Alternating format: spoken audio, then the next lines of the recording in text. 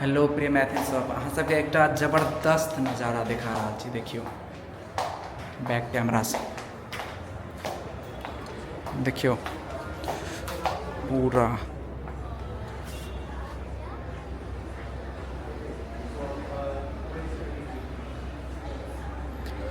और आगू चल के सेहो लोकेशन देखा रहल छी अहाँ सबके।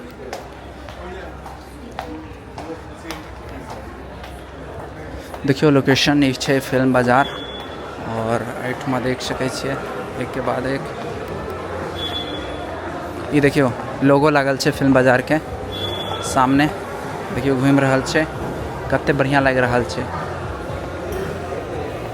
और एहि साइड से हो लोगो लागल छै, एहि साइड देखियो स्क्रीन सब लागल छै। और ई छै गोवा के फिल्म बाजार। और अहाँ सबके एकटा चीज देखै छी, देखियो एतै स्टार सब फोटो लै छै और सामने एकटा और छै लोगो देख सकै छियै।